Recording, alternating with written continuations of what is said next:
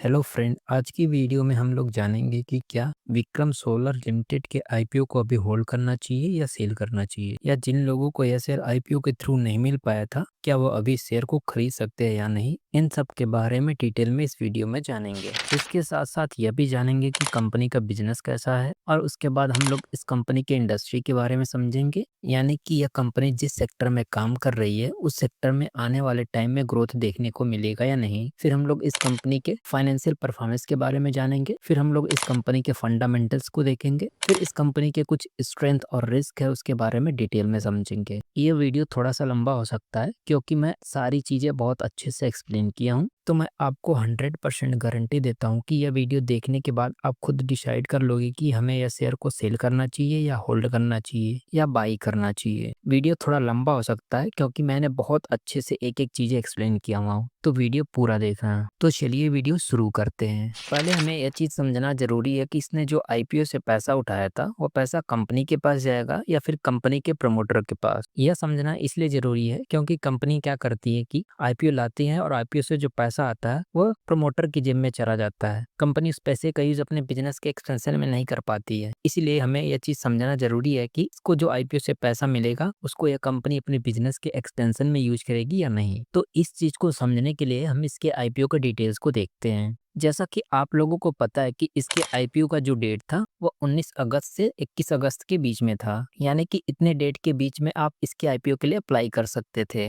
और इसका जो इशू प्राइस था वह 332 रुपए पर शेयर था, यानी कि आईपीओ के टाइम एक शेयर का प्राइस 332 रुपए था। और यह कंपनी आईपीओ से टोटल 2079 करोड़ रुपए जुटाई है, जिसमें से 1500 करोड़ रुपए फ्रेश इशू से और 579 करोड़ रुपए ऑफर फॉर शेयर से जुटाई है। ओवरऑल इसका मतलब यह हुआ कि जो फ्रेश इशू से पैसा कलेक्ट हुआ है वो कंपनी के पास जाएगा, कंपनी इसका यूज अपने बिजनेस के एक्सपेंशन में करेगी, जो कि अच्छी बात है। वहीं पर जो ओएफएस यानी ऑफर फॉर सेल से पैसा कलेक्ट हुआ है वो कंपनी की प्रमोटर की जेब में जाएगा। तो यहाँ पर एक अच्छी बात है कि आईपीओ से जितने भी पैसे कलेक्ट होंगे उसमें से मैक्सिमम पैसे कंपनी अपने बिजनेस के एक्सपेंशन में करेगी, जो कि अच्छी बात है। अब हम लोग यह समझते हैं कि कंपनी ने जो आईपीओ से पैसा उठाया था उसमें से कितने पैसे का यूज कहाँ कहाँ करेगी। कंपनी ने बताया कि आईपीओ से जो पैसा आएगा उसका यूज 3 मेन कामों के लिए किया जाएगा। सबसे पहला काम कंपनी का एक फेज 1 प्रोजेक्ट है जिस पर काम चल रहा है। अब इस प्रोजेक्ट में जो कैपिटल एक्सपेंडिचर है, यानी मशीनरी लगानी है, प्लांट बनाना है, कुछ सेटअप करना है, उसमें जो खर्चा आ रहा है उसका कुछ हिस्सा ही आईपीओ के पैसे से फंड करेंगे। इस हिस्से के लिए लगभग 779 करोड़ रुपए का इस्तेमाल होने वाला है। उसके बाद आता है दूसरा फेज यानी फेज 2 प्रोजेक्ट। ये प्रोजेक्ट अभी फ्यूचर में डेवलप होना है, तो कैपिटल खर्च होंगे इसमें। तो जो कैपिटल खर्च इसमें लगेगा यानी प्लांट, इक्विपमेंट, टेक्नोलॉजी वगैरह के लिए, वो पूरा खर्चा भी ये आईपीओ के पैसे से उठाया जाएगा। इसके लिए कंपनी 595 करोड़ रुपए का यूज करेगी। और तीसरा जो हिस्सा है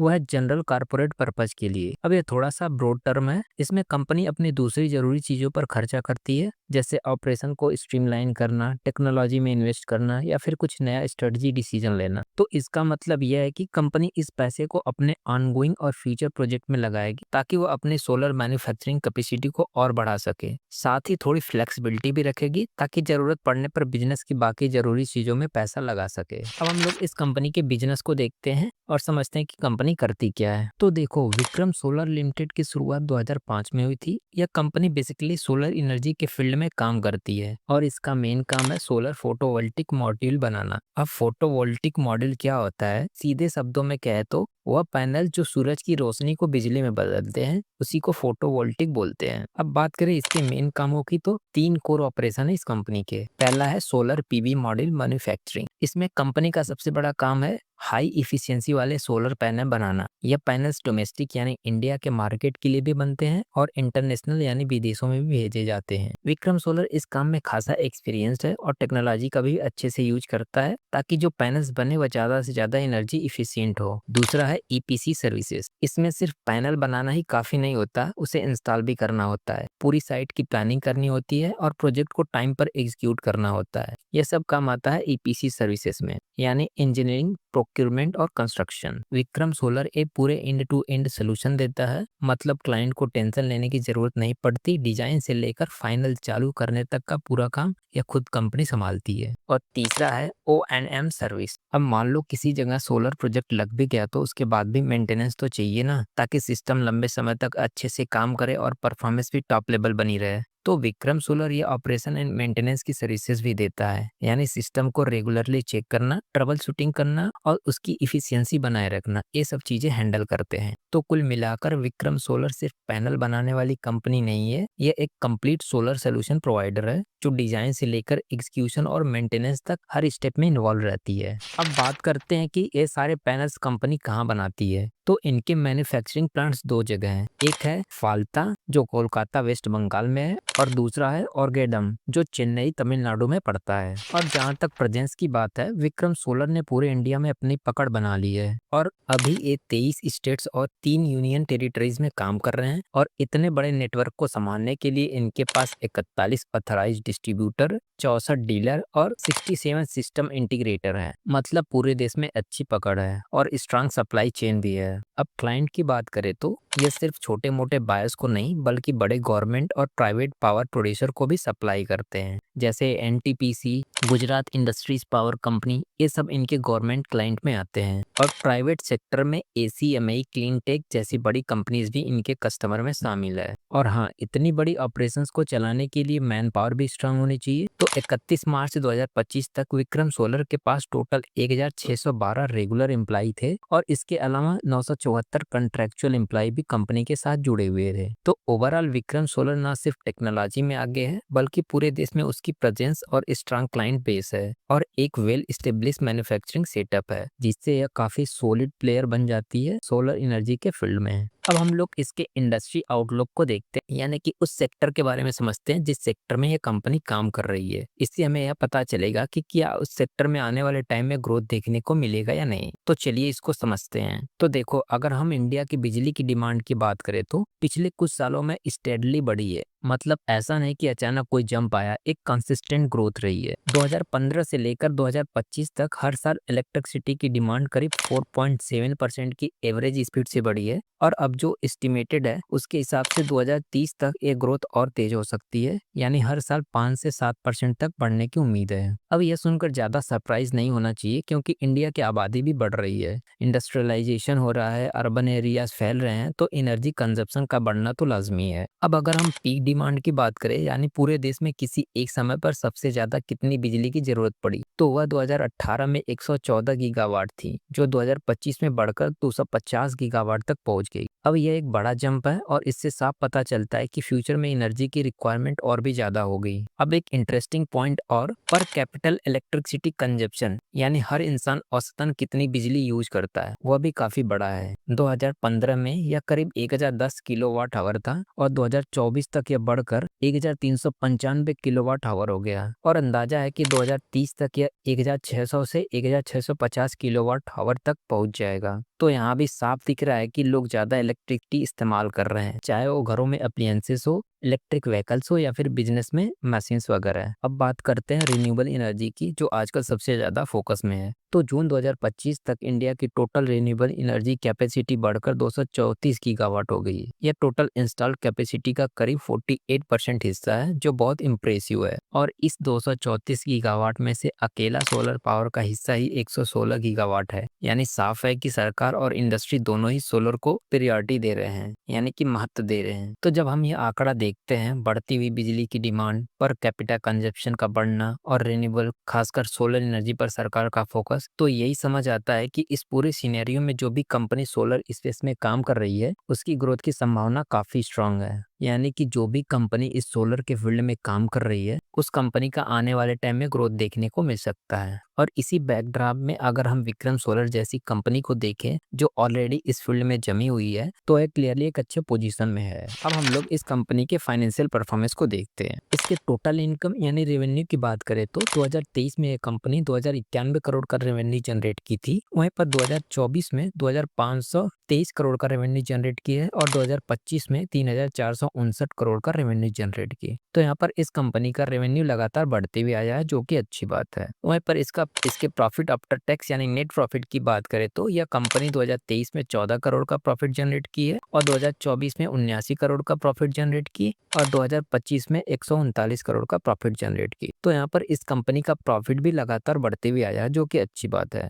वहीं पर इसका EBITDA भी लगातार बढ़ते हुए आया है और इसका नेटवर्थ भी लगातार बढ़ते हुए आया है और रिजर्व एंड सरप्लस भी लगातार बढ़ते हुए आया है। रिजर्व एंड सरप्लस क्या होता है कि कंपनी अपने प्रॉफिट का कुछ हिस्सा सेव करके रखी रहती है फ्यूचर में अपने बिजनेस के एक्सपेंशन के लिए। ठीक है, तो ओवरऑल इस कंपनी का जो फाइनेंशियल परफॉर्मेंस है वो अच्छा देखने को मिल रहा है। अब हम लोग इस कंपनी के फंडामेंटल्स को देखते हैं और समझते हैं कि क्या ये कंपनी फंडामेंटली स्ट्रांग है या नहीं। इसका ROE यानी रिटर्न ऑन इक्विटी 16.57% है, जो कि अच्छा है। अगर किसी भी कंपनी का ROE 15% या 15% से अधिक है तो उसे अच्छा माना जाता है। और इसका ROCE यानी रिटर्न ऑन कैपिटल एम्प्लॉयड 24.49% है, जो कि बहुत अच्छा है। अगर किसी भी कंपनी का ROCE 15% या 15% से अधिक है तो उसे अच्छा माना जाता है। वहीं पर इसका डेट टू इक्विटी रेशियो 0.19 है, जो कि 1 से कम है, यानी कि इस कंपनी के ऊपर ना के बराबर डेप्ट है। और इसका रिटर्न ऑन नेटवर्थ 11.26% है, जो कि अच्छा है। और पैट मार्जिन 4.08% है, जो कि डिसेंट है। और EBITDA मार्जिन 14.37% है, जो कि ठीक है। तो ओवरऑल इस कंपनी का जो फंडामेंटल है वो अच्छा देखने को मिल रहा है। अब अगर हम विक्रम सोलर की स्ट्रेंथ की बात करें यानी कंपनी की वो खासियत जो बाकी प्लेयर से अलग बनाती है, तो इसमें काफी इंटरेस्टिंग चीजें हैं। सबसे पहली बात, विक्रम सोलर इंडिया की उन बड़ी कंपनियों में से एक है जो सोलर PV मॉड्यूल बनाती है। अब इनके पास 4.5 गीगावाट की प्रोडक्शन कैपेसिटी है, जो कि इस इंडस्ट्री में काफी बड़ा माना जाता है। मतलब यह मास लेवल पर पैनल बना सकते हैं और बड़ी बड़ी डिमांड को हैंडल करने की कैपेबिलिटी भी रखते हैं। अब इतना बड़ा स्केल मैनेज करना है तो टेक्नोलॉजी भी एडवांस होनी चाहिए ना।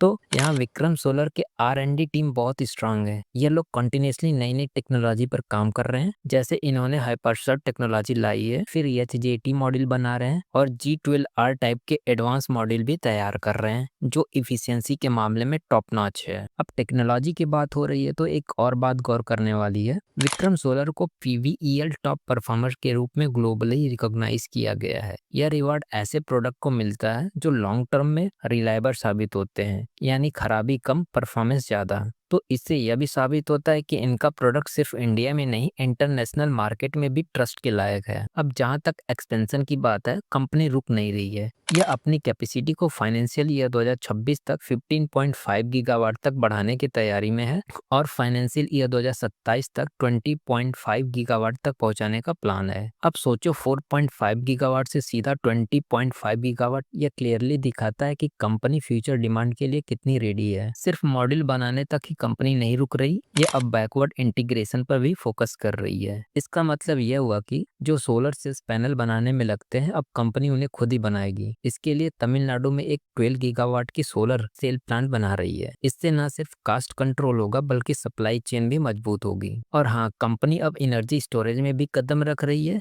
अब ये लोग 1 गीगावाट आवर का BESS प्रोजेक्ट शुरू कर रहे हैं, यानी बैटरी एनर्जी स्टोरेज सिस्टम, और इसको फ्यूचर में 5 गीगावाट आवर तक स्केल किया जा सकता है। यह भी स्मार्ट मूव है क्योंकि रिन्यूएबल एनर्जी के साथ स्टोरेज फ्यूचर में बहुत बड़ा रोल निभाएगा। अब इंडिया में नेटवर्क कितना स्ट्रांग है, तो कंपनी के पास पूरे देश में 83 ऑथराइज्ड डिस्ट्रीब्यूटर्स हैं और 250 से भी ज्यादा डीलर्स। मतलब किसी भी कोने में आप हो वहाँ इनका प्रेजेंस जरूर मिलेगा। और सबसे जरूरी बात, इनके पास ऑलरेडी 10 गीगावाट से ज्यादा का ऑर्डर पाइपलाइन है, यानी अगले कुछ सालों के लिए काम की कोई कमी नहीं है। इससे यह साफ दिखता है कि बिजनेस की विजिबिलिटी स्ट्रांग और ग्रोथ का रास्ता क्लियर है। अब हम लोग इस कंपनी के कुछ रिस्क फैक्टर है उसको देखते हैं। अब देखो, किसी भी बिजनेस में सिर्फ ग्रोथ या पोटेंशियल की बात नहीं होती, थोड़े बहुत रिस्क भी होते हैं। और विक्रम सोलर के केसेस में भी कुछ ऐसी चीजें हैं जिनका ध्यान रखना जरूरी है, खासकर अगर आप कंपनी में इन्वेस्ट करने के लिए सोच रहे हो या इस सेक्टर में इंटरेस्ट रखते हो। सबसे पहली बात यह है कि कंपनी का ऑलमोस्ट पूरा रेवेन्यू, मतलब करीब 98.23% रेवेन्यू सिर्फ एक ही चीज से आता है और वह है सोलर मॉड्यूल सेल्स, यानी यह पूरी तरह से एक प्रोडक्ट पर डिपेंड करती है। अब इसका मतलब यह है कि अगर सोलर मॉड्यूल्स की डिमांड में गिरावट आ गई या इस प्रोडक्ट की टेक्नोलॉजी में कोई बड़ा बदलाव आ गया तो कंपनी की अर्निंग पर सीधा असर पड़ेगा।